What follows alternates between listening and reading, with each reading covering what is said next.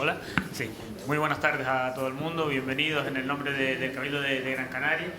Y nada, estamos realmente encantados y encantadas de tenerles aquí para poder participar de este encuentro, ¿no? Sobre todo para tratar de aclarar un montón de dudas que seguro que se han generado en estas últimas 24 horas a raíz de todas las noticias que han salido en la prensa. No hagan demasiado caso a los titulares, también se los digo. Pero fíjense que estamos muy contentos en este caso porque queremos devolver a la ciudadanía una actividad o una acción que empezó el ahora Servicio de Patrimonio Histórico del Cabildo de Gran Canaria a raíz de una iniciativa ciudadana también. A finales del mes de junio, aproximadamente, creo que fue el día 25 de junio, se presentó por registro de entrada en el Cabildo de Gran Canaria y subieron a verme a la cuarta planta pues 3 personas que forman parte del colectivo El Legado, ¿no? Y denunciando la localización de una cueva en el sureste de Gran Canaria donde había pues una gran cantidad de restos humanos en un estado de conservación que parecía que no era el idóneo. Pues a partir de ese momento se iniciaron una serie de acciones, visitas de inspección, el encargo de una intervención arqueológica que tenía como propósito fundamental hacer un diagnóstico general de ese espacio y a raíz de esas acciones pues se fue generando un volumen de información que primero los compartimos con las personas que habían hecho la denuncia y hoy también las queremos compartir con todos ustedes, en un compromiso del Cabildo de Gran Canaria en devolver a la ciudadanía como primer receptor de este patrimonio, ¿no? Para ello, pues el encargo de la actuación arqueológica fue hecha pues, tras recibir diferentes ofertas a Tibicena, Arqueología y Patrimonio, y esta tarde nos acompaña Verónica Alberto Barroso, que fue un poco la responsable de llevar a cabo los trabajos, de coordinar los trabajos de campo que se desarrollaron en el yacimiento y de coordinar también un poco el posterior estudio bioantropológico con el resto de sus compañeros y compañeras, como ya les nombrará. Sin más, vamos, seguro que nos va a ofrecer una información cumplida de todos los trabajos, sobre todo de las expectativas, y luego también estaremos encantados de responder a sus preguntas. Pues sin más les dejo con Verónica Alberto. Muchas gracias.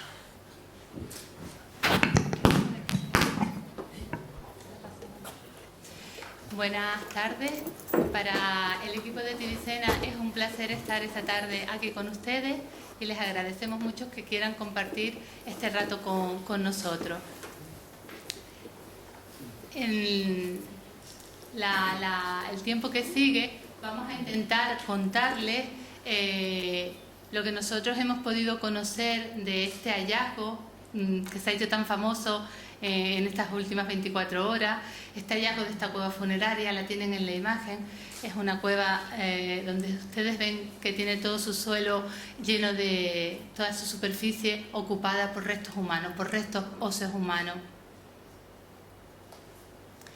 Esta cueva es una cueva tan excepcional y tan fabulosa que en cierta medida nos remite un poco a tiempos pasados, no solo el tiempo de los antiguos canarios, sino a aquellos momentos de finales del siglo XIX y principios del siglo XX, cuando se organizaban expediciones desde el Museo Canario para ir a recolectar los restos humanos de este pueblo de los antiguos canarios. En esas narraciones se cuenta que encontraban cuevas increíbles llenas de restos arqueológicos, restos humanos y otro tipo de objetos que pertenecieron a estas poblaciones.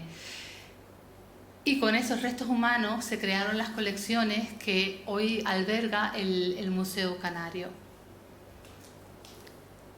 Y esta cueva nos recuerda a aquellos relatos, pero hoy digamos que el escenario es diferente. Ya, afortunadamente, no interesa ir a recolectar huesos para exponerlos en un museo sin más. Lo que nos interesa ahora y el objeto de nuestro interés es conocer cómo vivieron estas poblaciones, cómo se organizaron y cómo lograron perpetuarse por más de 1000 años en esta isla, en este territorio, y para eso vamos a mirar a la muerte, porque la muerte también nos cuenta cómo vivieron estas poblaciones. Para poner un poco en contexto, antes de empezar a describir la cueva, tenemos que saber que estas poblaciones llegaron del norte de África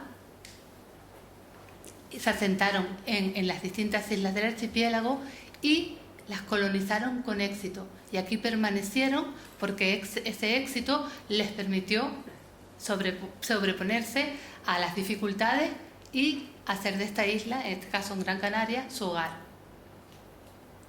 Cuando llegan estas poblaciones, vienen con un bagaje, con unas tradiciones, con unas formas de vida que habían tenido en el norte de África y en la isla de Gran Canaria intentan reproducirlo. Por eso es que cuando llegan, estas personas no se asientan en el litoral, no son pescadores, no son poblaciones, no son comunidades pescadoras que viven explotando el medio marino al principio, y se trasladan hacia puntos donde ellos pueden desarrollar, donde ellos pueden repetir, reproducir sus, digamos, experiencias vitales, las que traían de origen del continente africano.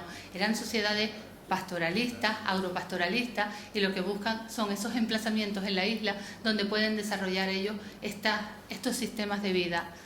Las fechas más antiguas que tenemos para Gran Canaria se sitúan en el barranco de Guayadeque, en la caldera tirajana, pero en concreto en la fortaleza, en la zona de la fortaleza, y en la zona de la caldera de Tejeda, en torno a Cusa. Esos son lugares los lugares que estas personas ocuparon desde el principio, y a partir de ahí fueron creciendo y fueron extendiéndose en toda la isla.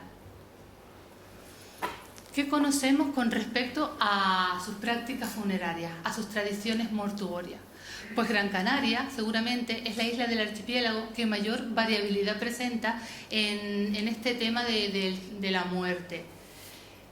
Conocemos muchísimos yacimientos en la isla, yacimientos funerarios, y sabemos que desarrollaron a lo largo del tiempo distintas fórmulas sepulcrales. Tenemos enterramientos en cuevas que todo el mundo conoce.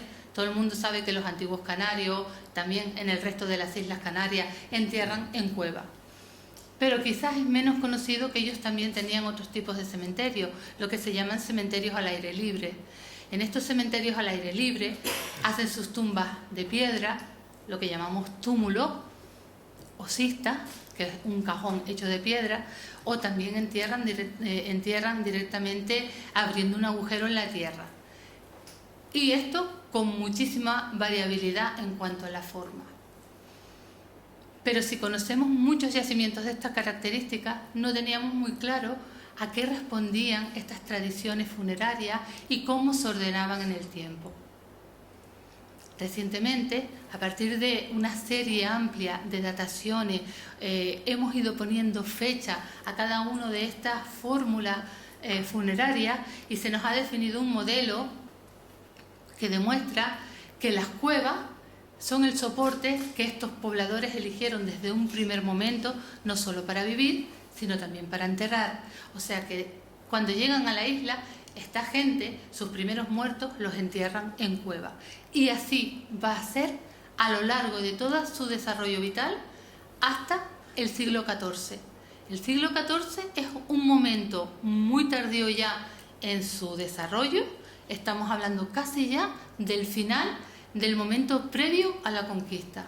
Durante todo el tiempo se utilizan las cuevas funerarias. La fecha más antigua que tenemos para Gran Canaria en estos momentos es finales del siglo III, y están vigentes las cuevas hasta el siglo XIV. Luego les cuento un secreto con el siglo XV. Pero como les digo, hay otros tipos de cementerios también. Y esos cementerios al aire libre son estos que estoy señalando aquí debajo. Son más tardíos. No vienen, digamos, en el bagaje de las primeras poblaciones que arribaron. Es algo que se sucede con posterioridad. Los primeros yacimientos funerarios al aire libre aparecen en torno al siglo VII, siglo VIII, un par de cientos de años después de que esta gente se asentara en la isla. Y con posterioridad, mucho más tarde, surgen otros tipos de cementerios. Esto en el siglo XII, siglo XIII sobre todo, y XIV, que son los cementerios que llamamos de cistas y fosas. Estos cementerios se ubican sobre todo en zonas costeras. Como ven, hay un registro muy amplio, hay una variabilidad enorme, pero una variabilidad que está ordenada y responde a cuestiones de orden social, de cómo se organizaron estas poblaciones en la isla. Es un tema complejo que se está empezando a trabajar. Nosotros ahora vamos a mirar a las cuevas funerarias, porque es lo que nos trae aquí esta tarde. El hallazgo. Tenemos esta cueva funeraria que prácticamente todo el mundo ya sabe dónde está ubicada, aunque a veces se intenta no decir su localización exacta por cuestiones de seguridad y por evitar problemas a lo mejor de que la gente pueda acudir sin control. Pero bueno, ya se ha dicho que esta cueva se encuentra en el barranco de Guayadeque y como les acabo de decir, Guayadeque es de los emplazamientos más antiguos en el poblamiento de la isla, pero es además también, yo creo que el lugar en la isla que mayor cantidad de restos humanos y de lugares funerarios y aportaciones al mundo de la muerte ha hecho en lo que es la arqueología de la isla, la arqueología de Gran Canaria. Es un sitio difícilmente reproducible en otros lugares del territorio insular. Aquí tienen una imagen de la cueva para que se hagan idea. Es esta que estoy señalando. A ver, sí. Este abrigo, gran abrigo, que tiene toda su superficie cubierta de huesos, como ven. Es una cueva a la que no hay acceso directo, ya verán que hay que escalar, y que se sitúa por encima de este otro gran abrigo, ¿vale? Que va a ser importante porque aquí también encontramos restos humanos. Entonces, aquí tenemos una imagen más de detalle, tenemos esa parte superior que es realmente la importante, la que concentra el mayor volumen de restos y la que en sí es el yacimiento funerario, pero esta cavidad inferior también forma parte del contexto de cementerio. Les voy antes de entrar en la descripción, les voy a decir qué tipo de trabajo hicimos. No piensen en una excavación al uso, en una excavación donde va el equipo de arqueólogos y hace su trabajo y extrae los restos y se va. Este trabajo consistió en una primera toma de contacto, en una inspección del lugar, y el objetivo era muy preciso. Como esta intervención surge a raíz de una denuncia porque se cree que los restos corren peligro, el objetivo del trabajo era analizar, hacer un diagnóstico de las condiciones de conservación y de los agentes que estaban afectando la preservación de este depósito. Y aunque estamos hablando de un trabajo que es llegar y en el mismo día recoger el máximo de datos posible, no es un trabajo sencillo. Para poder hacerlo, previamente hay un equipo que se tiene que desplazar varias veces a este lugar.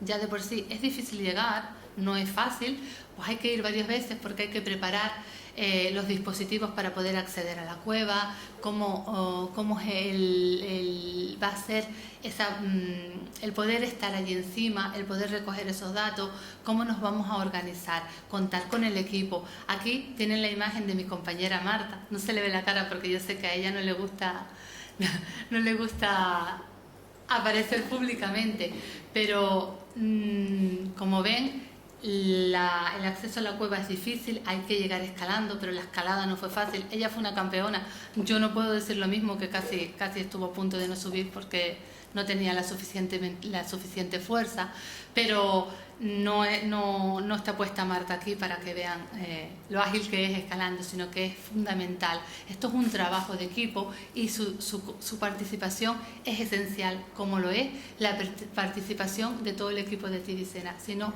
este tipo de trabajo, que es muy complejo, no sería posible.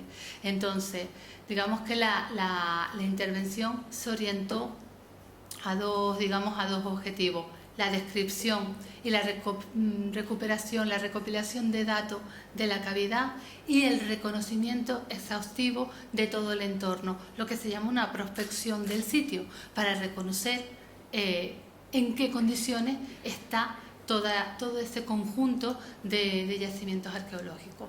Este lugar es un lugar conocido, realmente no se descubrió en el mes de julio cuando salta la noticia. Es un yacimiento que es conocido y está en las cartas arqueológicas, forma parte de un conjunto funerario, y como les decía, es que Guayadeque ha sido siempre un referente, desde finales del siglo XIX, ha sido un referente para la búsqueda de lugares donde enterraron y donde vivieron, también cuevas de habitación y lugares de almacenamiento, graneros, pues es ampliamente conocido.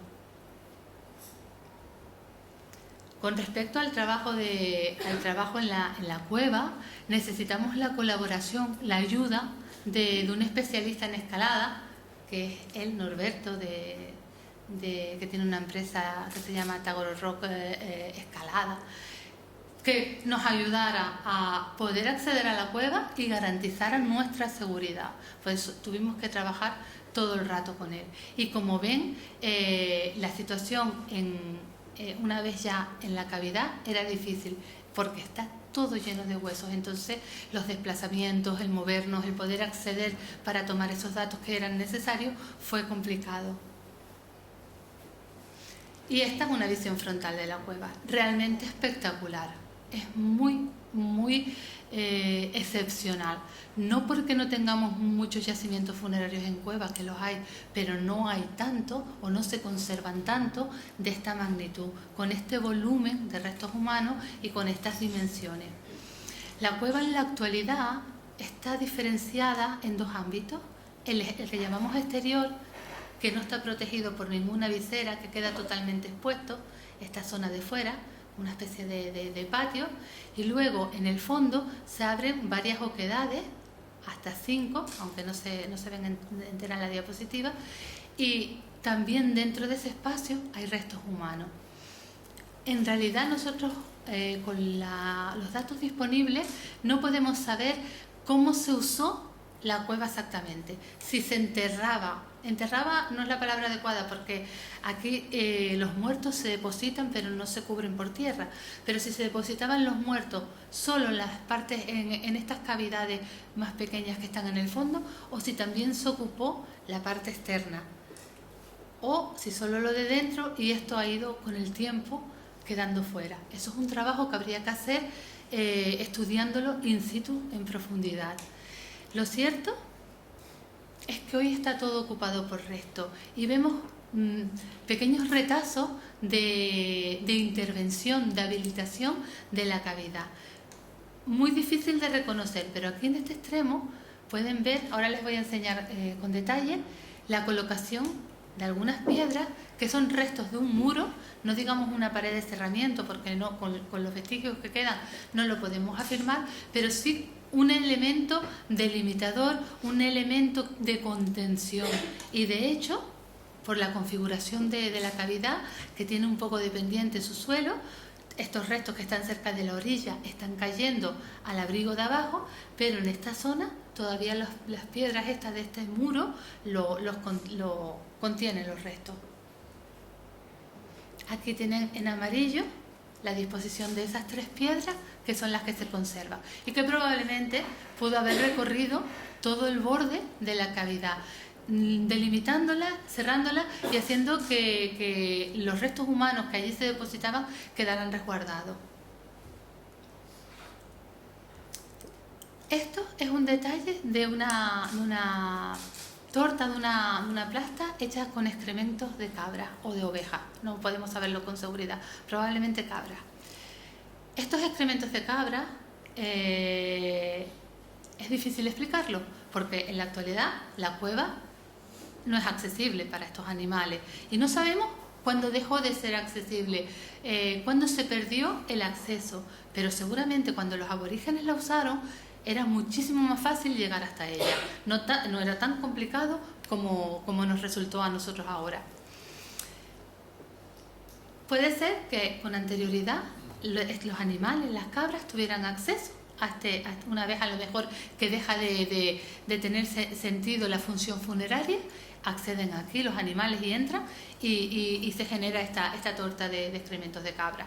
Pero también pudiera ser parte de una habilitación, parte de un acondicionamiento. En otros yacimientos de Gran Canaria estamos comprobando en cuevas y en estructuras de piedra en casa cómo los antiguos canarios utilizaban los excrementos como elemento constructivo para enlucir paredes o sobre todo para crear suelo. En este caso, pues haría falta hacer análisis. Podrían ser las dos cosas.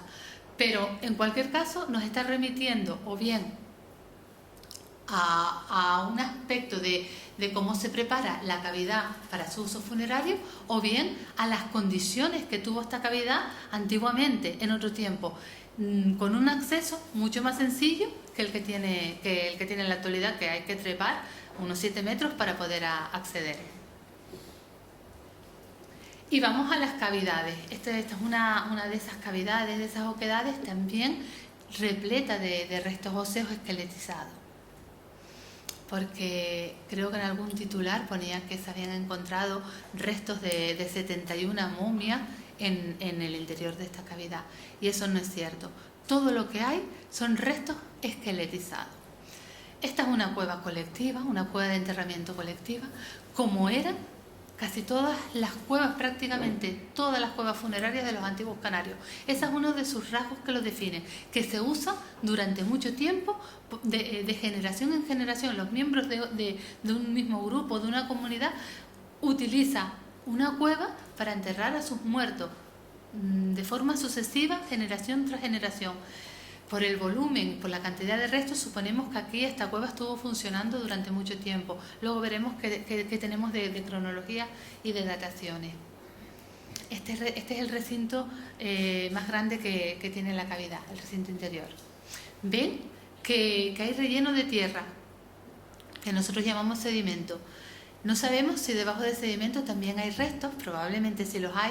Esta tierra obedece a la disgregación de las paredes y del techo que se va desgastando y va generando ese relleno. O sea que debajo pueden haber más restos en otras condiciones que nosotros no hemos sido capaces todavía de contemplar, de observar directamente.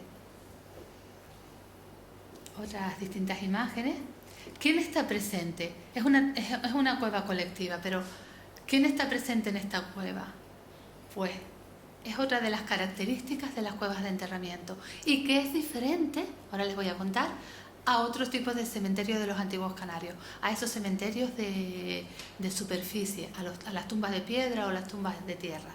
Están presentes todos los miembros de la comunidad, mujeres, hombres, jóvenes, adultos, maduros, de edad avanzada y individuos infantiles, la infancia, desde recién nacidos hasta todos los grupos de edad posible. Esto es algo muy importante, porque quiere decir que la comunidad tiene un peso, todos los miembros de la comunidad que la conforman el grupo tienen un peso importante en su orden social. Es un criterio de identificación, pero es un criterio también de peso, de ordenación del colectivo humano. En otro tipo de cementerios va a ser distinto. En los otros cementerios a veces no están representadas o están subrepresentadas las mujeres, por ejemplo, y sobre todo no están las niñas y los niños, sobre todo los pequeñitos, los recién nacidos. Eso en esos otros cementerios no están, pero en este cementerio, en los cementerios en cueva en general, sí están presentes, y en este en concreto hay una cantidad de restos de individuos infantiles importantísimo. ¿Qué podemos decir? ¿Cuáles son los rasgos biológicos de esta población? Pues es muy notorio el dimorfismo sexual. Este dimorfismo es la diferencia en la estructura esquelética entre hombres y mujeres. Las mujeres, esto no solo pasa en esta cueva, es algo común a toda la población de Gran Canaria. Las mujeres tienen una estructura ósea grácil, son bajas, bajitas, no son muy altas, mientras que los hombres tienen una estructura corporal más grande, más robusta y son más altos. Se marca esa diferencia en los restos óseos. Aquí tienen esa representación de la infancia que les decía, desde individuos muy pequeñitos, esto es una escápula, una mandíbula, cráneo, individuos un poco mayores, algo más grandes, lo que ahora llamamos preadultos para no utilizar el nombre de subadultos. Y bueno, que nos indican que todos los miembros de la comunidad, todos absolutamente, son, digamos, depositados para la eternidad, compartiendo el mismo espacio. No se excluye a nadie de estos depósitos.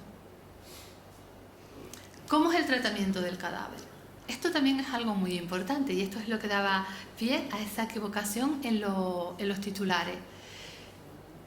Si se hubiera conservado, pero es un problema de conservación por los agentes ambientales, en esta cueva todos esos restos esqueletizados serían momias. Momias como las que encontramos en el Museo Canario, como las que ustedes están viendo en la imagen. ¿Por qué? Porque a todas las personas, cuando fallecían, recibían un tratamiento similar. Se ataba, se preparaba el cuerpo, se ataban por determinados sitios y se envolvían con pieles, con sábanas de piel de animal o con tejidos, con esterillas tejidas de fibras vegetales, de junco. Esto es de aplicación a toda la sociedad, a todos los miembros de la sociedad en toda la isla, no solo en Guayadeque, y a lo largo de todo el tiempo que estuvieron aquí. Tenemos ejemplos de amortajamiento desde los momentos primeros hasta el final. Es algo muy conservador que no va a cambiar en el tiempo. ¿Por qué entonces no tenemos 71 momias en la cueva? Pues no las tenemos en esta cueva y en otras muchas donde solo aparecen los restos óseos secos ya esqueletizados por las condiciones ambientales. También pongo la cerámica esta para hablar de la ritualidad, para hablar de ofrendas y para hablar digamos, de ajuares.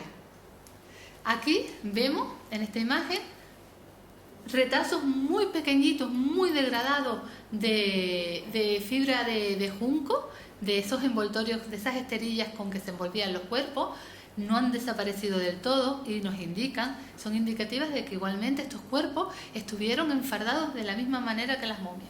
Igual, la calidad no siempre es la misma. A lo mejor a algunas personas se le aplica un tratamiento más esmerado o mayor cantidad de pieles, o el trabajo es, digamos, un trabajo más delicado, pero todos se enterraron enfardados de la misma forma.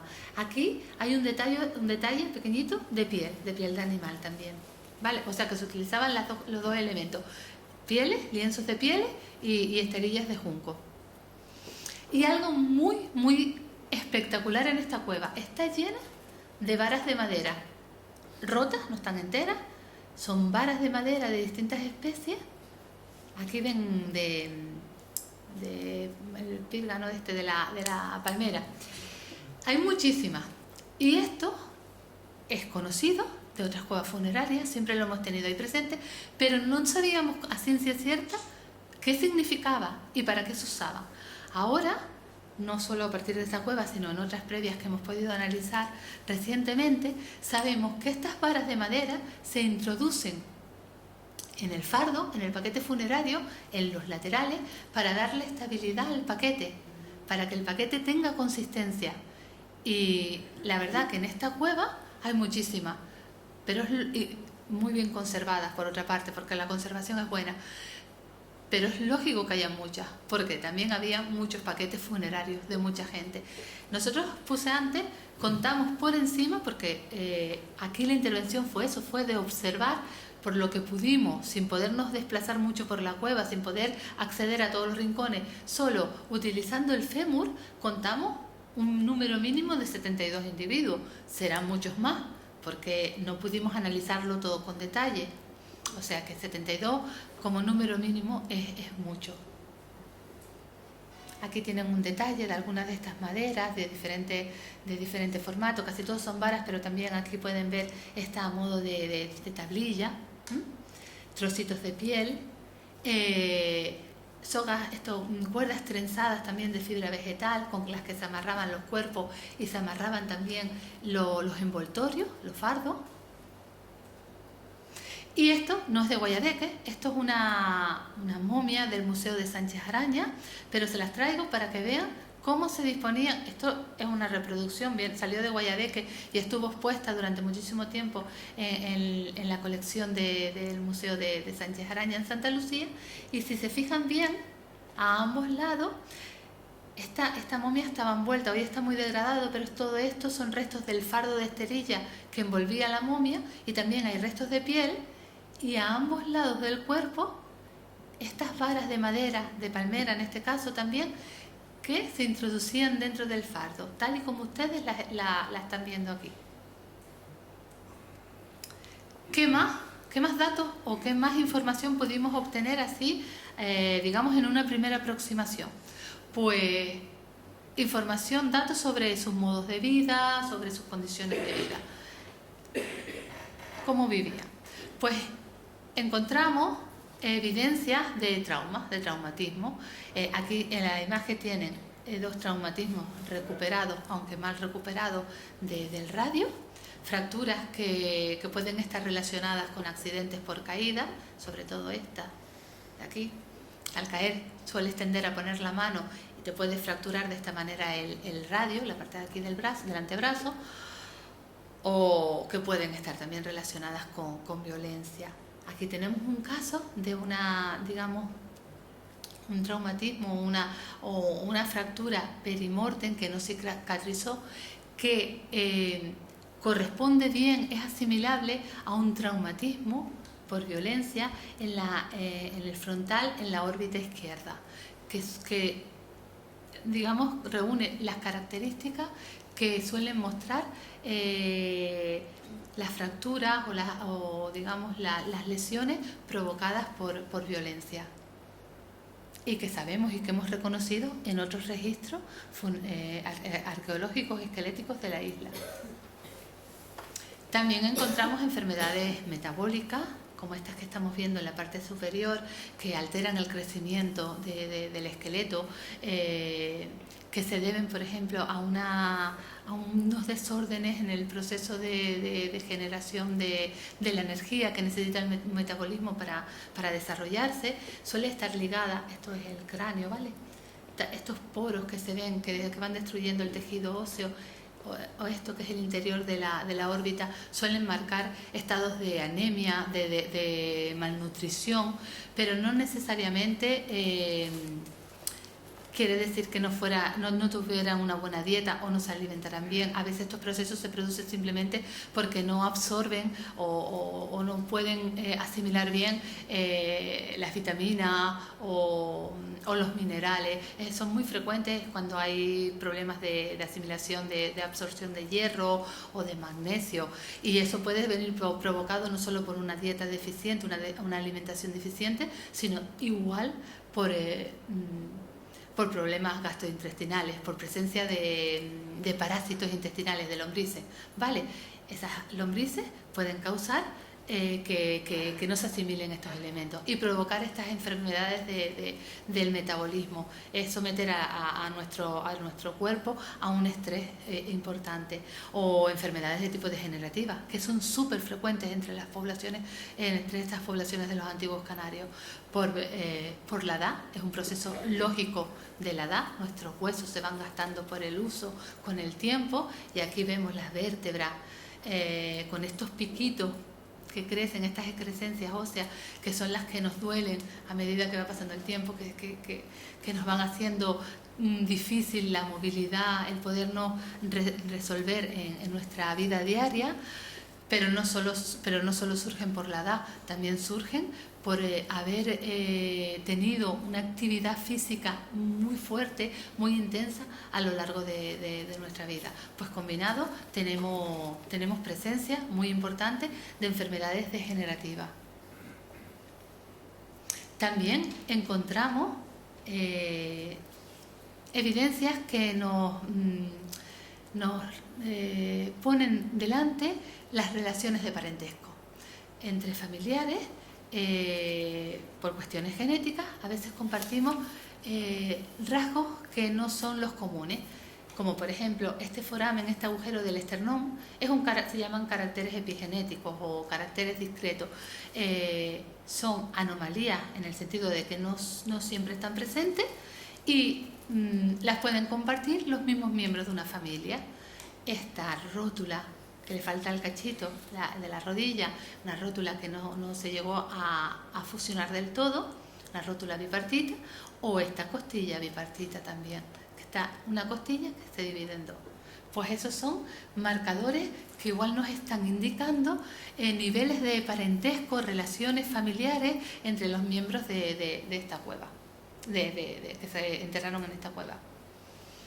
¿Y de qué momento estamos hablando? Porque yo les dije antes al principio que las cuevas se usan desde el minuto 1, desde que esta gente llega, la fórmula que eligen para vivir y para enterrar son las cuevas, y va a perdurar hasta el siglo XIV. Entonces, en este momento, ¿dónde nos situamos para esta cueva? La verdad que contamos con muy pocas muestras, solo se han podido analizar 2 muestras, porque esto es una aproximación.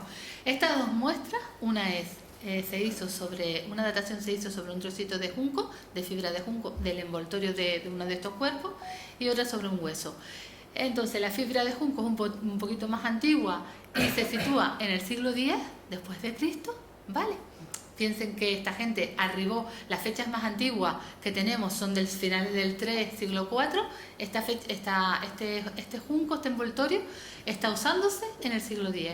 Y el huesito humano, el trocito de metatarso del pie, nos sitúa un poquito más tarde, entre finales del X y principios del siglo XIII, o sea, todo el siglo XII. Pues tenemos un lapsus ahí que va desde el 9 hasta el 13, pero claro, seguramente esta cueva se estaba usando antes de esta fecha y es probable que se siguiera usando. Sería demasiada casualidad que hubiéramos datado al primer muerto o al último. Entonces, digamos que los márgenes de las fechas, de las cronologías, tienen que ser un poco más amplios, porque además aquí se entierra mucha gente. Hay mucha gente ocupando la cavidad.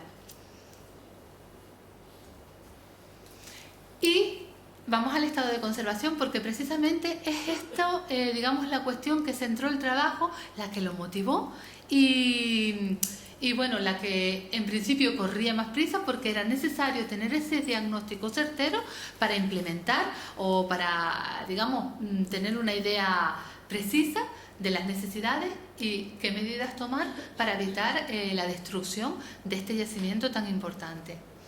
Pongo la foto porque en su momento se hablaba de brutal profanación y destrucción de un gran yacimiento funerario.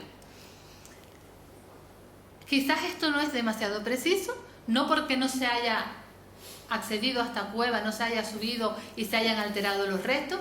Fíjense que estamos hablando que en Guayadeque desde el siglo XIX está yendo gente a esos lugares, expediciones, pero también gente aficionada, a buscar restos humanos para colecciones de museo, pero también para colecciones privadas o simplemente por el hecho de encontrar restos del pasado.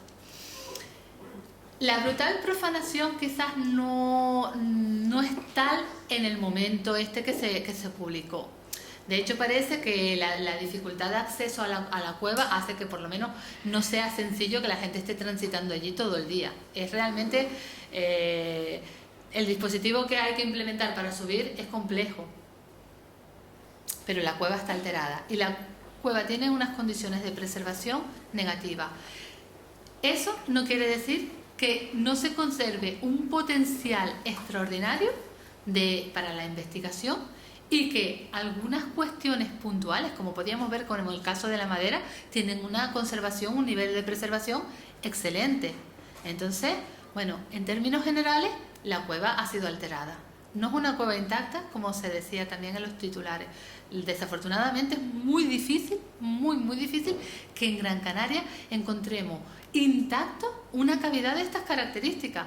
Quizás un yacimiento más pequeñito que haya podido pasar desapercibido, escondido, es posible, pero una cavidad de esta envergadura, con este nivel de restos humanos, en un sitio tan frecuentado desde finales del siglo XIX, pues encontrar algo intacto sería prácticamente un milagro. ¿Qué factores están incidiendo en la conservación? Pues los que tienen una repercusión más negativa son los ambientales. Fíjense, volvemos a la imagen general, tenemos toda la parte exterior llena de huesos que están totalmente expuestos al sol, expuestos a la lluvia, expuestos al aire, a los cambios de temperatura. Aquí por el día se pueden alcanzar temperaturas muy altas, pero por la noche puede bajar mucho. Esos cambios de temperatura, esos cambios de humedad son realmente negativos para la preservación de los tejidos óseos. Y de hecho, lo que nosotros encontramos son restos bizcochados, para que me entiendan. Se ven enteros, se ven que están, o sea, que mantienen su forma, pero están muy degradados, deshidratados, descalcificados. Y para que lo entiendan, es bizcochón. Si se toca fuerte, se deshace. Bizcochón es como yo le suelo llamar. En la parte interior, estas condiciones, en lo que son los receptáculos, estos cubículos más chicos, las condiciones se atenúan un poco, porque por ejemplo el sol no da tan directamente, pero hay otros agentes que también están actuando ambientales que son, digamos, negativos. Por ejemplo, la humedad. Se condensa la humedad dentro de estos espacios, de estos recintos, y entonces los hongos proliferan. Bueno, aquí tienen una imagen de eso que les digo, que los huesos están secos, deshidratados, toda tienen la cortical, toda la parte exterior fisurada, ¿vale? Degradada por las raíces. El ácido de las raíces va destruyendo ese tejido cortical, que es la parte exterior del hueso. Estas son esas raíces. Lo ven blanco, seco. Es un hueso que parece que está bien conservado, pero igual ya no conserva colágeno. Es difícil extraer una muestra para hacer una datación, para hacer ADN. Digamos que no son buenas las condiciones de conservación. Otros agentes biológicos que también actuando, esto que les decía de la humedad condensada en el interior de los receptáculos estos más pequeños, genera hongo, y los huesos que están dentro de estos recintos están todos llenos de hongo, que igualmente son nefastos porque a la larga significan la destrucción del hueso. O hay una capa enorme, aquí pueden verlas por zonas, es bastante importante, de excrementos de aves que nidifican en la cueva. Pues saben que el ácido de estos excrementos es sumamente corrosivo y igual destruyen y alteran todo lo que es la materia orgánica. Y luego también tenemos la acción de los animales. Al margen de aquello que les dije de que pudo haber entrado en el pasado una cabra o no, o se pudo haber hecho un suelo con esos excrementos de cabra, tenemos marcas que dejan las aves. Estos son aves grandes, el pico de las aves en los huesos. No son muy frecuentes porque las aves carroñeras, esto serían cosas del pasado, no en el hueso seco, perdón. Las aves carroñeras no muerden como hacen los carnívoros, sino agarran con las patas y con el pico tiran de la carne. Entonces no quedan tantas marcas, pero esto que están viendo aquí, en esta marca circular, en esta pelvis, probablemente corresponde al impacto de un pico de un ave. También hay unas marcas que recuerdan muchísimo, estas que les estoy marcando el contorno, que recuerdan muchísimo a las que dejan los perros cuando muerden.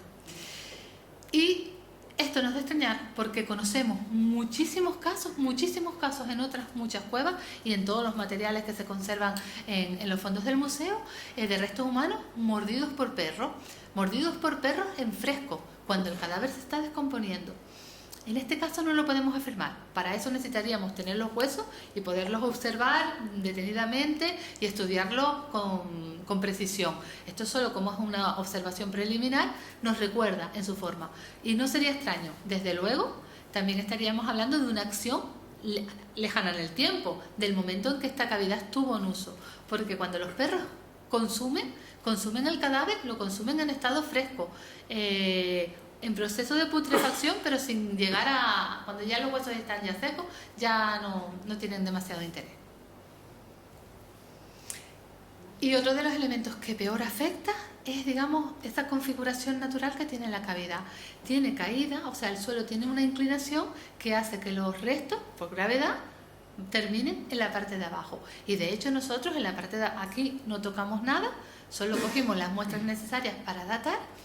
pero todo lo que había caído a la cavidad de abajo sí lo recuperamos para que no se perdiera. No solo es que cae a la cavidad de abajo, sino que a partir de ahí, como también hay pendiente, termina rodando por toda la ladera y esos huesos desaparecen, rotos. Pues en esos huesos que recuperamos, había muchísimos. Solo cogimos una muestra, digamos, la más significativa, y eran más de, creo que 1100 huesos. Pero solo también lo que se veía en superficie. Todos estos huesos que están marcados con las flechas azules, por esa inercia, por ese sentido, esa inclinación del suelo, podrían terminar en la parte de abajo, podrían terminar desapareciendo para siempre. Este es uno de los peligros más grandes que tiene también la cavidad. Y vamos a hablar de la intervención humana, que seguro que todos ustedes están diciendo, pero ¿y la profanación, esta violación de esta tumba, o de este cementerio, no es una tumba sola? Pues sí la ha habido, efectivamente. Aquí hay presencia humana alteradora y claramente reconocible en las agrupaciones, como ven aquí en esta agrupación de la zona esa externa, donde se juntaron de forma absolutamente intencionada y seleccionada los huesos largos por un lado, ¿vale?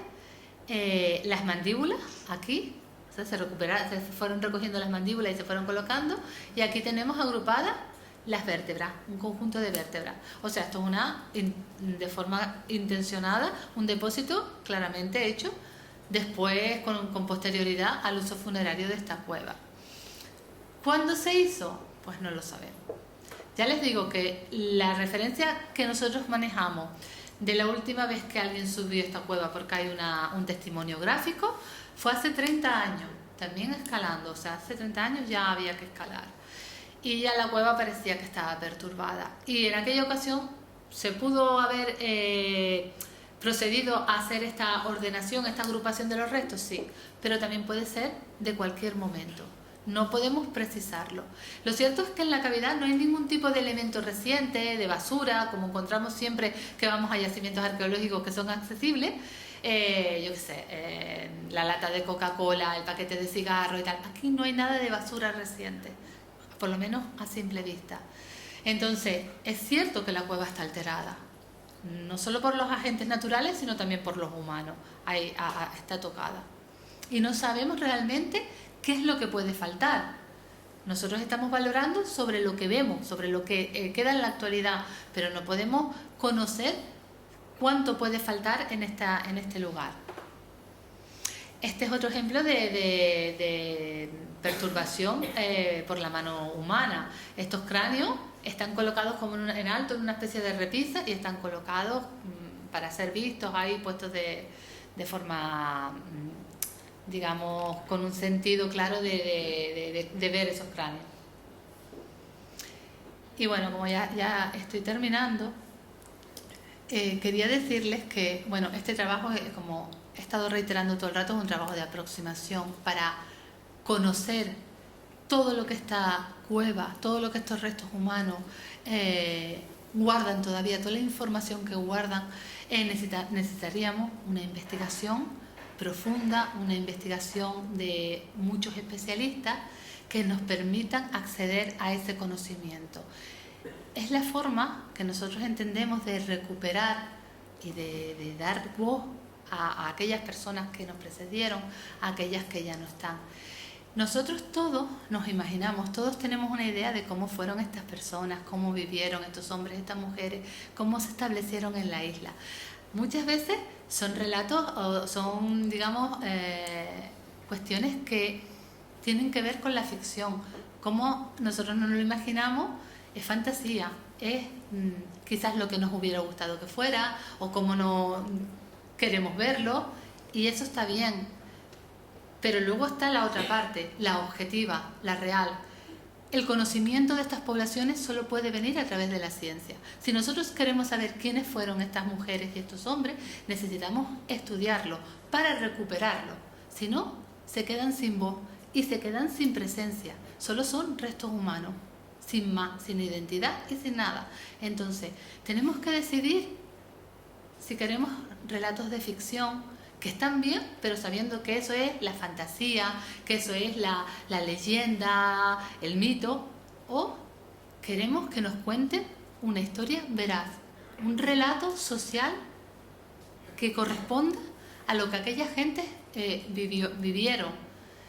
Y esto es importante porque si la información o el conocimiento no está respaldado por datos objetivos, por datos serios, por pruebas empíricas contrastables, es muy fácil crear discursos manipulables. Entonces, tenemos que decidir si queremos conocer de forma certera y acercarnos a estas poblaciones, que son nuestros antepasados, acercarnos de una forma veraz y conocerlos con sus luces, con sus sombras, aceptando cómo era, o queremos un relato más idílico. O, por supuesto, podemos asumir las dos cosas, pero siempre sabiendo lo que es una y lo que es otra, sin confundir. Y ya, para terminar, la sorpresa que yo les había comentado, porque a mí me parece algo grandioso. Las cuevas funerarias se usan desde el minuto 1. Esta gente llega a la isla, se asienta aquí, se asienta con éxito y viven en este lugar al menos pues desde el siglo III hasta el siglo XV, más de 1000 años aquí dentro, ¿vale? Y con éxito ellos logran imponerse a este medio, que es un medio duro, como el de todas las islas, y entierran en cuevas. Pero de repente, en el siglo XV, los últimos 83 años de su existencia, parece que nunca más volvieron a enterrar en cuevas. Dejaron de enterrar. Nosotros conocemos muchas cuevas funerarias y tenemos muchas cuevas datadas, desde el siglo III hasta el siglo XIV, pero en el siglo XV no nos aparece ninguna. Y es algo sumamente extraño. Es ver cierto que ya en esa época ellos tenían otros tipos de cementerios, los cementerios aquellos al aire libre. Pero resulta que después de la conquista, cuando llegan los castellanos, conquistan, rinden a la población canaria y hacen que desaparezca su mundo, tal y como ellos lo habían conocido, y son obligados a asumir ese nuevo orden que traen los castellanos, pues en ese momento vuelven a recuperar los enterramientos en cuevas. Y cuando ya la isla está conquistada, los canarios y las canarias, de forma clandestina, ya ahora es clandestino, está proscrito, está prohibido, vuelven a enterrar en cuevas durante un tiempo. Es un fenómeno que nosotros interpretamos como un acto de rebeldía y de resistencia identitario, de recuperar la memoria de quienes eran. Y bueno, esto es todo lo que yo quería, Tibicena, el equipo entero, quería contarles esta tarde.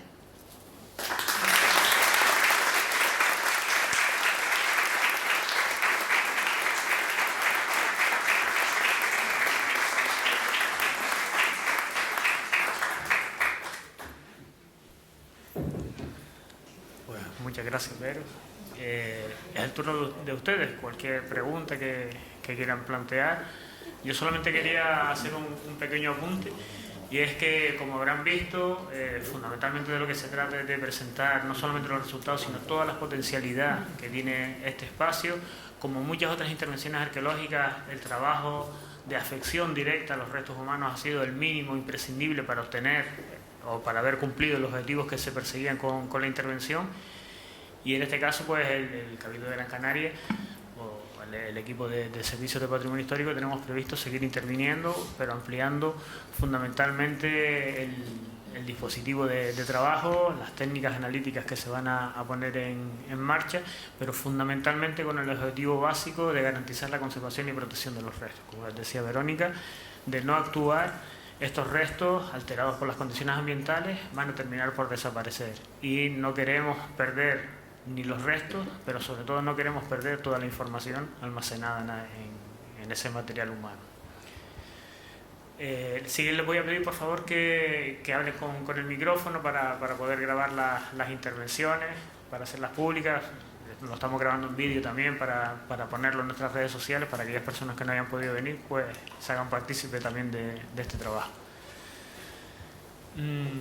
¿Habías pedido? Sí, ahí la mano. Primero, el señor de rojo. Sí.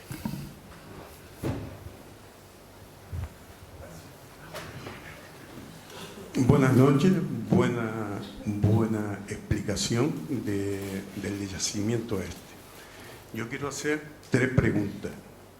La geomorfología de la cueva da la impresión que no hay sustrato grueso de la degradación de la misma cueva. Me hago la siguiente pregunta, si cabe la posibilidad, que eso en su momento, por el volumen enorme óseo que se encuentra en la misma, hayan sido trasladados voluntariamente tras la conquista, tras integrarse ya lo que son los habitantes de la zona esa concretamente a los terrenos llanos. Ya no buscan la seguridad arriba, sino ya la tienen abajo, tenemos agua cerca, tenemos 20.000 historias al alcance de la mano, que hayan sido depositados en esa cueva por X presiones. La segunda que me pregunto es la cantidad ósea que hay y sin embargo faltan cráneos. Huesos grandes no se puede decir que era lo que en los periodos de finales del 18, principio del 19, principio del 20, se dedicaba a una arqueología bastante conflictiva, no habían reglas. Y se pagaba, sé que se enviaban gente a recoger huesos grandes. Me extraña que solamente falten cráneos y se mantengan los fémur y se mantengan otros, pero se echa en falta, ya en la diapositiva me había quitado algo de duda la cantidad de vértebras que se encontraron o las escápulas, etcétera, etcétera. Esa sería una segunda. Y en ese mismo periodo, principio del 20, el saqueo que había masivo de entrar en las cuevas, ahí se nota que hay una apilación impresionante de restos óseos, que no me cabe que esa cueva haya sido exactamente un sitio para enterramiento funerario, definámoslo como un respeto. Ahí se encuentra apilado. Por eso le hacía la pregunta de que si cabe la posibilidad que hayan salido de otras cuevas funerarias o otra forma de enterramiento y las hayan puesto en ese punto. Bueno, a ver si soy capaz de contestar a todas las preguntas. La imagen que tenemos nosotros hoy de apilamiento, que es cierto, de ese desorden, ese caos en esa dispersión de tantos huesos, es una imagen actual que se debe a todo el tiempo que ha pasado. Si esa cueva, digamos, hubiera sido sellada con tierra, por ejemplo, se depositan los cadáveres y se echa tierra, y se cubren con tierra, como pasa en otros cementerios, nosotros estaríamos bien y nadie llega ahí y no entran los animales, no entran las aves, no entran perros o no entran personas, estaríamos viendo los restos absolutamente articulados. Pero este desorden aparente es el desorden que tienen prácticamente todas las cuevas funerarias, prácticamente. De todas formas, no dio tiempo de indicarlo, pero dentro del desorden hay coherencia anatómica. Nosotros encontramos en determinados puntos de esta superficie relaciones anatómicas, por ejemplo, entre lo que sería una escápula que usted menciona, un número y un radio. Quiere decir que perviven ciertas coherencias. Sugiere la posibilidad de que esta cueva sea una cueva de enterramiento secundaria, que es como se llama cuando los cuerpos, los fallecidos, se depositan en un lugar primeramente y después se trasladan a otro. No parece que sea el caso. Eso hay que estudiarlo con detenimiento, viendo cómo se relacionan todos los restos entre sí, pero no parece que sea el caso, porque tenemos esas relaciones y porque los canarios básicamente enterraban en cuevas y siempre son enterramientos primarios. Cuando se acaba su espacio, porque es verdad que entierran a mucha gente durante mucho tiempo, sobre todo en este tipo de cavidades tan grandes, lo que hacen es, esta alteración es de los propios canarios, desplazan los esqueletos, los restos esqueletizados más antiguos, generan espacio, amontonan en un lado, generan espacio y depositan los nuevos fallecidos. Y esta cueva, aunque es una cueva muy, muy grande, y puede albergar a muchísimos, más de los 100 o más de los 72 que nosotros hemos valorado. Ponderar cuántos huesos largos faltan y cuántos cráneos es muy difícil. No sabemos, sí parece que falten cráneos, porque es verdad, como usted dijo, desde el principio lo que se busca, por el tipo de arqueología que se hace a finales del siglo XIX y al principio del XX, son cráneos, y efectivamente se paga a la gente local para que vayan a buscarlo, y huesos largos, porque de lo que se pretende es obtener medidas para vincularlas a unos estudios, esas medidas de los huesos, vincularlas a unos estudios de tipo rasiológico, que es lo que se hace en aquella época. Pero claro, nosotros no sabemos cuántos huesos largos nos faltan. Igual es que también nos faltan muchos, aunque siguen habiendo muchos. Porque claro, en un esqueleto hay un cráneo, pero hay muchos huesos largos. Pero no podemos valorarlo. Lo que falta no lo podemos valorar con certeza hasta que nos haga un estudio, y nunca sabremos con seguridad cuántos restos óseos había en esta cueva.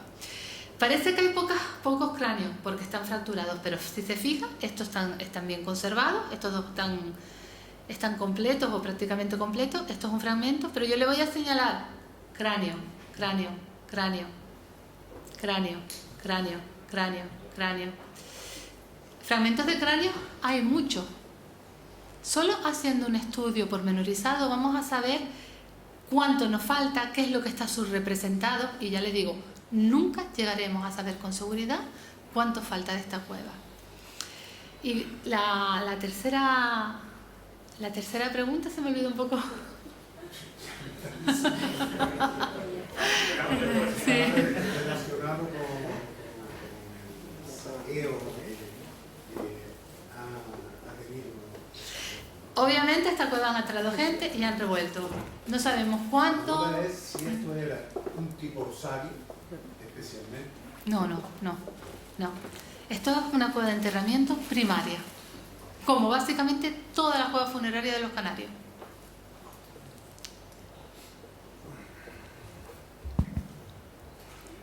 Hola, buenas noches. La verdad que me ha parecido muy interesante la ponencia, me ha emocionado mucho viendo las fotos. Y la verdad que esto demuestra el orgullo que sentimos los canarios por nuestra historia.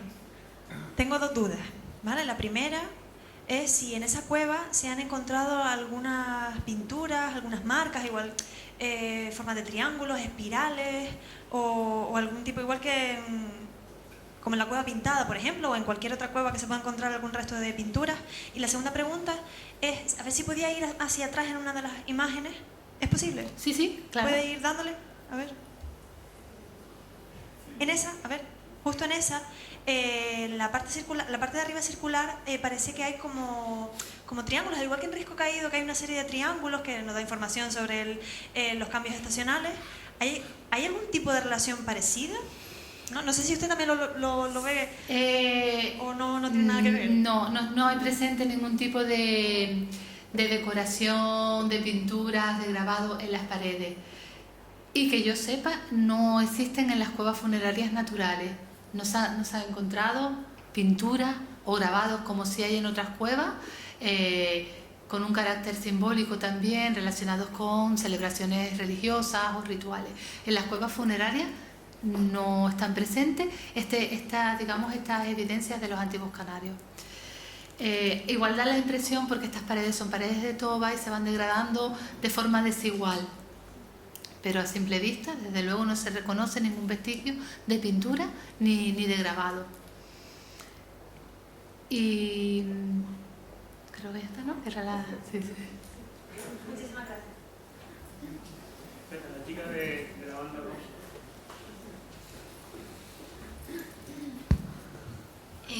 Buenas tardes, y mi pregunta era que ¿cómo llevaban los cadáveres a esa cueva? Si los llevaran con ayuda, ¿sabes? En grupo o individualmente, y con ayuda de animales, o como si era más fácil llegar hasta esa cueva con cadáveres, o si eran llevados después de la...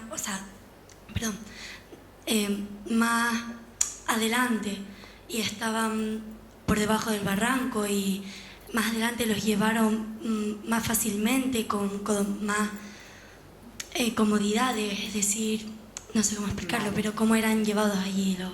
Vale, yo te entiendo, sí. Mira, cuando se usó la cueva funeraria, era mucho más sencillo llegar hasta allí. Hoy es muy difícil. Desde el fondo del barranco que nosotros llegamos a la cueva, hay más de media hora de camino, pero media hora de camino penoso, porque es una rodadera de piedra que tú subes y las piedras van para abajo, está todo lleno de vegetación, pero en el momento que se usó como lugar de enterramiento, había caminos que llegaban hasta allí, caminos que habían hecho los canarios. Y la cueva además no estaba colgada como está en la actualidad. Hoy tienes que escalar unos 7 metros con una escala, ¿vale? Pero en su momento tenía un acceso que por la naturaleza geológica de la roca se ha perdido, ha caído, se ha desplomado. Entonces hoy no es accesible, pero cuando se usó era accesible. ¿Cómo los transportaban? Pues igual entre varios, porque por muy fuertes que fueran, no es fácil trasladar una persona muerta, un cuerpo muerto, pesa mucho. Entonces los preparaban, como les dije, los envolvían, les metían primero esas varas de madera para dar consistencia, hacían un paquete y trasladar un paquete entre varios, como si fuera con una parihuela, es más sencillo que llevar un cuerpo muerto cargando a la espalda. Quizás también esa es una de los sentidos de por qué se enfarda, se empaquetan los muertos. Vale, era un poquito más sencillo que en la actualidad, pero aún así tenía su trabajo. Sí, Jesús, que levantó primero la mano. Le damos la palabra a Jesús. Buenas noches. Me alegro mucho de que se empiece la intervención en esta cueva funeraria. Yo estuve en ella hace exactamente 50 años y bueno, me extrañaba que no se haya hecho antes, ¿no? Por otra parte, quería saber, no me quedó totalmente claro qué tipo de intervención va a haber, si se va a haber una excavación total o si se va a parar por falta de dinero y después va a quedar expuesta a los saqueadores. Porque 7 metros, hoy en día hay escaladores aficionados muchísimos, 7 metros se puede subir y como ustedes saben, pues aquí ha habido saqueos que han quedado impunes. Entonces, esto hay que tenerlo en cuenta. Y otra, por último, respecto a los titulares de los periódicos, que continuamente está sucediendo que a las excavaciones de los técnicos, pues se corresponden grandes titulares de los periódicos. Entonces, lo que llega al pueblo llano, pues es una información, sobre todo los titulares, deformada. Entonces, ustedes tienen una cierta responsabilidad en tratar de que esos titulares no se produzcan. Y por último, ahora se ha producido una coincidencia, y es que cuando se estaba hablando de una discusión sobre el Risco Caín, ha aparecido esta noticia, coincidencia, y se ha parado la otra discusión. Entonces, sería deseable que esta circunstancia no se diera. Gracias. Bueno, yo sí conozco su trayectoria, que usted ha visitado muchísimos yacimientos y a lo mejor por ese privilegio que ha tenido de acceder a sitios desde hace mucho tiempo, igual es usted quien nos puede contar cómo vio en su momento este lugar, si está más o menos igual o si ha cambiado mucho, aparte de todas estas alteraciones de tipo natural que yo he comentado. Con respecto a, que seguro es que usted tiene información valiosísima para contar de todos estos yacimientos que usted ha visitado. Con respecto al tipo de intervención que se va a hacer, yo creo que igual es el Cabildo o representante del Cabildo quien tiene que hablar. Nosotros no sabemos, simplemente hemos hecho un informe que se nos ha pedido para, digamos, poner sobre la mesa qué está afectando al yacimiento, qué está sucediendo y en qué grado influyen o afectan los distintos problemas que allí se están concitando. Y a partir de ahí ya las decisiones que se tomen serán decisiones que se un poco se articulen en base a esa información, a ese, digamos, estado de la cuestión, a ese diagnóstico que nosotros presentamos. Pero lo que se decida es una cuestión institucional. Y con respecto a los titulares, yo estoy totalmente de acuerdo. Es que no puedo decir otra cosa. Para mí como ciudadana también me perturba leer unos titulares tan sumamente rimbombantes que no se ajustan a la realidad, porque esa información efectivamente está deformada, y la información que nos tiene que llegar es una información precisa, porque los ciudadanos somos capaces de valorar exactamente en su justa medida lo que significan las cosas. No nos tienen que vender situaciones, escenarios que no son reales. Eso como ciudadana y como responsable en la cuestión, porque yo hago declaraciones sobre mi trabajo, intento que sean lo más fieles posibles, pero igualmente sufro ver que mis palabras o que mis declaraciones no son reproducidas con la exactitud que se debiera. Para mí es sumamente doloroso y me avergüenza, porque el público que lo lee no sabe si esas declaraciones provienen de los técnicos, de los arqueólogos o las arqueólogas que estamos haciendo el trabajo, o son los medios que están buscando esa noticia para enganchar también a su público. Para nosotros es una situación difícil. Muy rápidamente voy a contestar un poco, y no sé si puedes poner una imagen general que se ve el propósito fundamental a partir del estudio diagnóstico que presenta Tibicena, pues sería hacer una actuación por lo menos en la zona exterior de la cueva, aquella zona que está más expuesta, donde los restos humanos están más expuestos y donde sabemos con certeza que las condiciones ambientales son más duras y las que van a generar una destrucción más avanzada. Como decía Vero, las que están en el interior de esas pequeñas cavidades pueden aguantar más, y como saben, este tipo de trabajo pues se tiene que ir programando progresivamente. El volumen de material también es muy importante, no es solamente vaciar la cueva, que no nos gustaría, sino ir progresivamente extrayendo el material, sacando el máximo de información, desarrollando todos los estudios que corresponden, ¿no? En relación, yo no sé si contesto con eso. Vamos, en principio para este año sí que hay previsto una intervención. Nos gustaría contar además con la colaboración de otras administraciones para que no sea solamente un trabajo de intervención, sino que se puedan sumar estudios analíticos de estudios para estos materiales. En relación a los titulares, nosotros fuimos los primeros sorprendidos. Desde el Cabildo de Gran Canaria, las compañeras de comunicación prepararon un comunicado de prensa que está chequeado por nosotros. En este caso, estuvimos ayer en una rueda de prensa donde estuvimos tanto Vero, sobre todo, como yo, hablando prácticamente una hora. Lo que ya no podemos es controlar los titulares. A eso ya es una responsabilidad de los periódicos y de los periodistas encargados de hacerlo, ¿no? Y desde luego sí es cierto que hay una coincidencia entre esta noticia y las noticias de Risco Caído, pero la rueda de prensa, la charla, imagínense que no está preparado de un día para otro, sino que llevábamos ya una antelación de un mes y medio. Nosotros no podíamos saber que iba a salir una noticia u otra, con lo cual sí que se trata, que yo sepa, de una pura casualidad, ¿no? Buenas noches, interesantísimo el tema. Me llama la atención, y pido disculpas, me he incorporado tarde, a lo mejor lo has explicado, pero me llama la atención, es un enterramiento en cueva primario, como has mencionado, y veo que los huesos prácticamente llegan al risco, ¿no?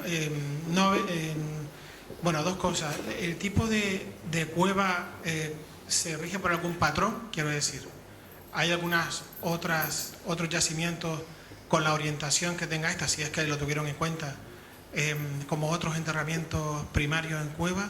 Y otra cuestión, el cerramiento en piedra, por eso digo que a lo mejor lo has explicado y pido disculpas. Sí, no te preocupes. El cerramiento en muro, digamos, no se dio en este caso porque porque los huesos prácticamente llegan fuera. Me cuesta un poco entenderlo, ¿no? Sí. Cómo es que estén los huesos prácticamente en el risco y no en un muro que le dé intimidad digamos, al muerto.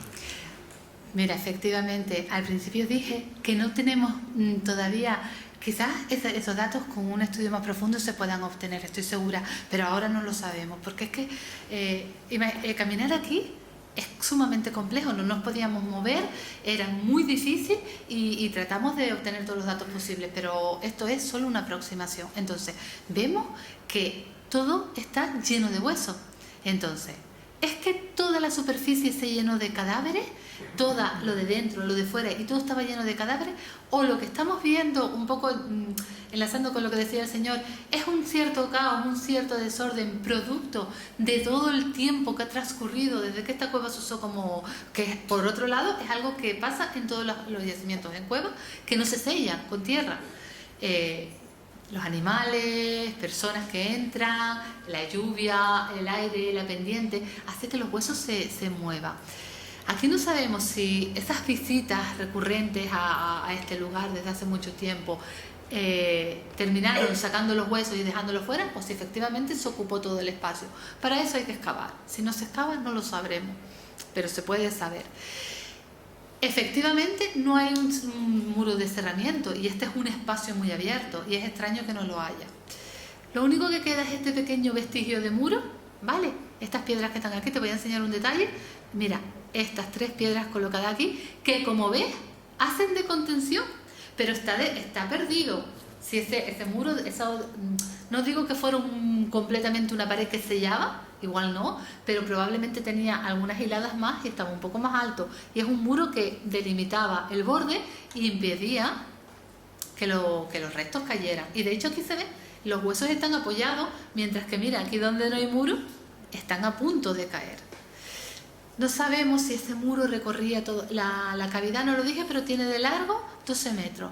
No sabemos si estaba dispuesto en todo ese borde, si solo una parte, pero como te digo, es que tampoco sabemos si se ocupó toda la cueva como lugar de enterramiento o no. Hay ejemplos donde la cueva de enterramiento solo se usa en una porción, en una parte, y la otra no se utiliza. Y hay cuevas donde se utiliza todo, hasta el más mínimo centímetro de espacio. Para eso hay que indagar un poquito más. La elección de la cueva es porque sí. La cueva está en un contexto funerario mayor. Esto es un cementerio amplísimo, donde hay muchas cavidades funerarias. Y bueno, pues usaron unas más grandes y otras pequeñitas. Y bueno, dentro del trabajo que hicimos también se hizo una prospección y se reconocieron muchas cuevas que todavía conservan restos y que también tienen algunos problemas de conservación.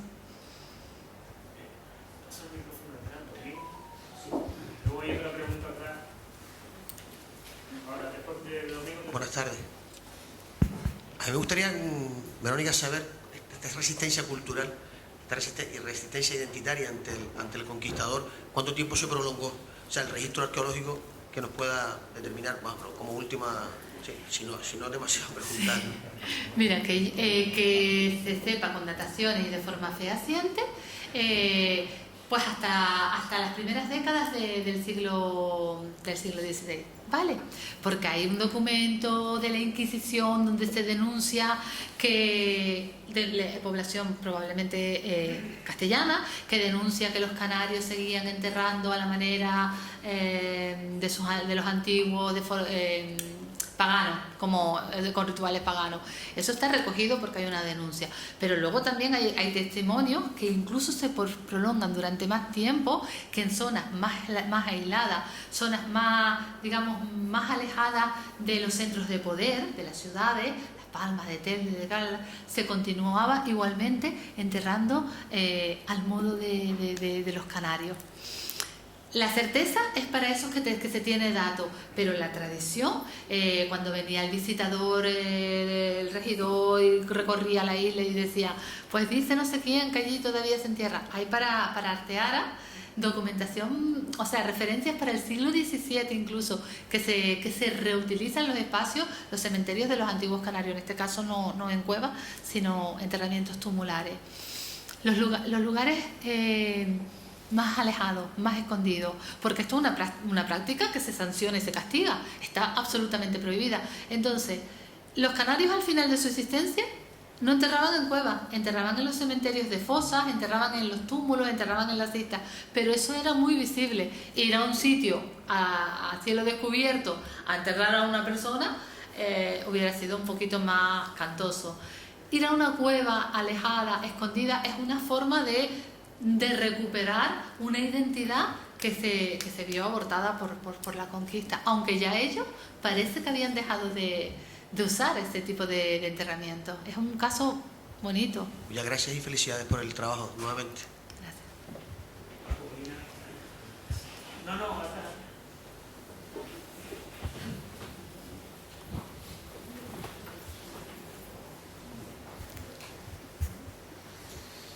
Mi pregunta es la siguiente. Usted dijo antes que este yacimiento ya estaba en la carta arqueológica antes de su denuncia en junio por el legado. Entonces, ¿por qué no se hace nada hasta que este grupo pues denuncia la aparición de esta cueva? ¿Sí quieres?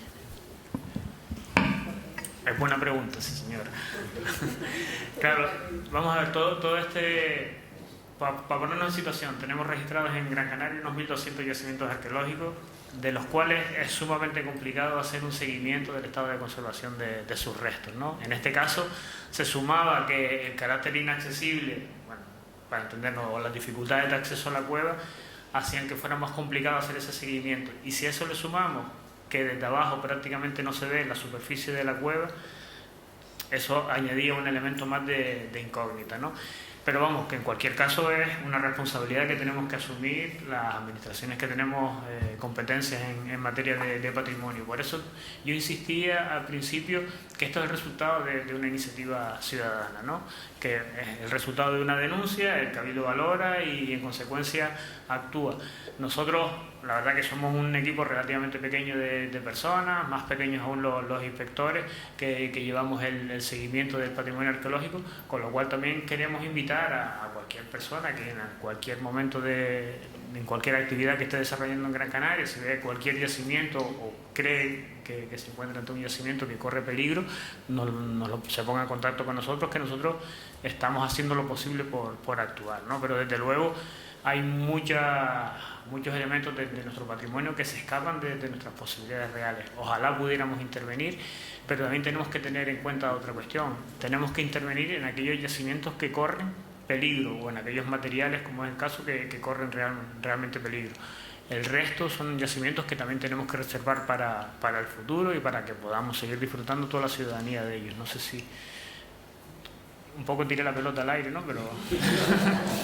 Pero sí que es cierto que bueno, ahora con el inventario, con la recapitulación del inventario arqueológico de esta zona, pues se va a programar un conjunto de actuaciones que traten de solventar todos estos problemas. Y otro de los elementos que estamos trabajando es la actualización de la Carta Arqueológica de Gran Canaria, porque tenemos información que muchas veces viene de los años 80 y no sabemos muy bien cómo han cambiado las circunstancias de los 80 hasta la actualidad.